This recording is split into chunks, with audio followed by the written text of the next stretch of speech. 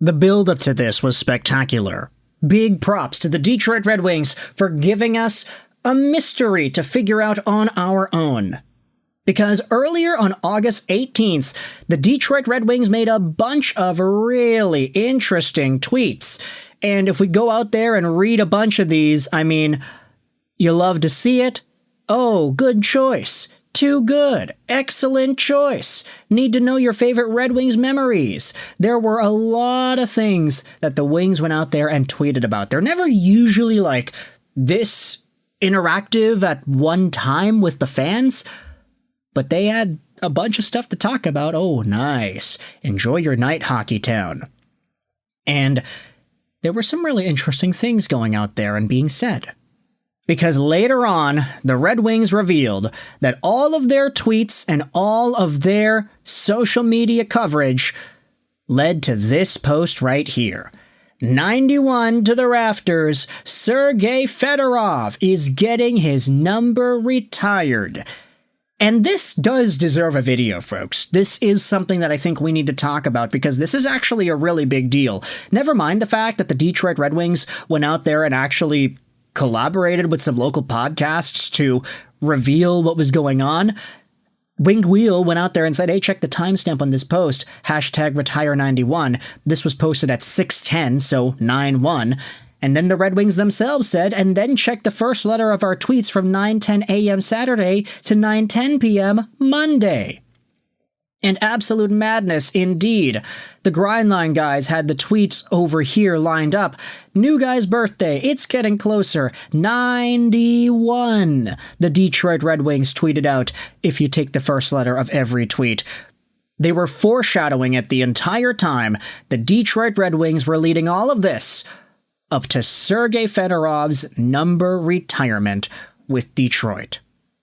Now, before we dive into why exactly this is a big deal, let's just go over the profile here first. For some of y'all that need to get the history lesson, I'll admit I'm maybe not the best one to go out there and give it to y'all since I was born in the year 2000 and only started watching hockey in 2011, but Sergei Fedorov, 55 years old, was initially a Red Wings draftee, 74th overall in 1989. Center, 6'1", 205.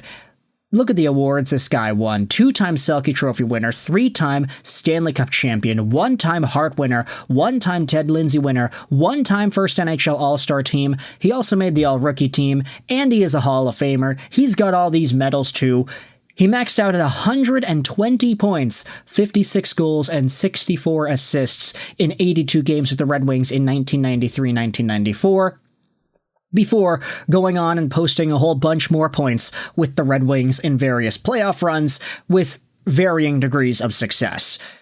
Sergei Fedorov was a monster, and there was a time where he was forced to play defense. He won the Frank J. Selke twice, but it honestly doesn't fully encapsulate the defensive ability that this guy had. All the reports and all the commentary about this guy back when he was playing as a defender for Detroit were like, hey, if this guy played defense full-time, he probably would have won a Norris. The only reason he didn't is because he would go back to forward. So Sergei Fedorov was an extraordinarily talented individual, but that's not the reason this entire thing is crazy. The fact that he is getting his number retired, and the fact that the Red Wings are giving him this honor. There's an article on ProHockeyRumours.com that goes out there and dives into just why this is a really big deal. I'll leave a link in the description to this article, the significance of Sergei Fedorov's jersey retirement. Let's go out there and read.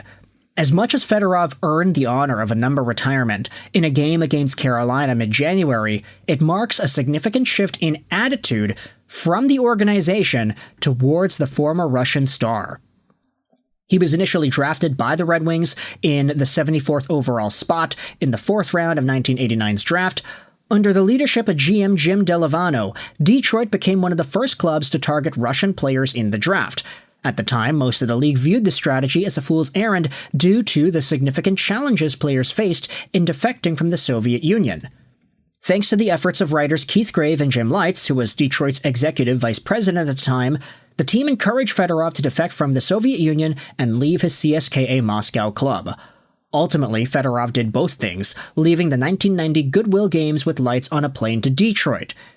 He started playing for the Red Wings in 1990-1991, the next NHL season, and never looked back. He drew praise from around the league almost immediately, scoring 31 goals and 79 points in 77 games during his rookie campaign. Unfortunately, it wasn't enough to win the Calder that year, but he quickly became one of, if not the most talented players in the league. Let's scroll past some of the really good achievements he was able to get. 120 points in 82 games, 56 goals. His dominance continued for the next 2 years, helping Detroit reach its first Stanley Cup final in nearly 3 decades. They ended up winning some championships and all that stuff. Unfortunately,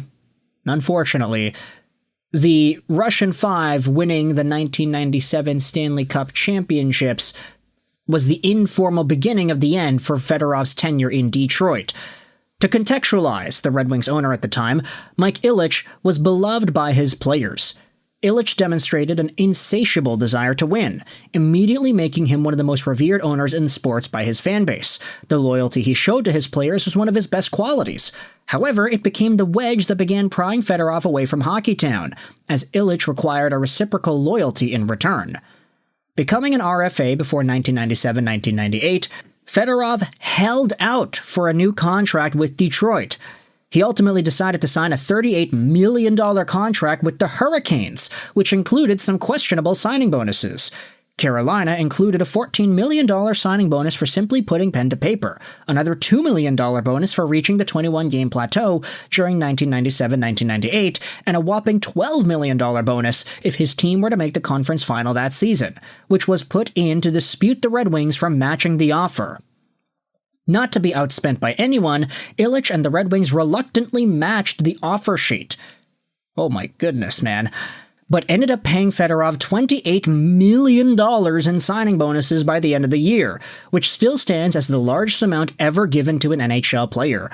Fedorov went on to win 2 more Stanley Cups with the Wings, though the recent contractual holdouts severely tarnished his relationship with Detroit's ownership.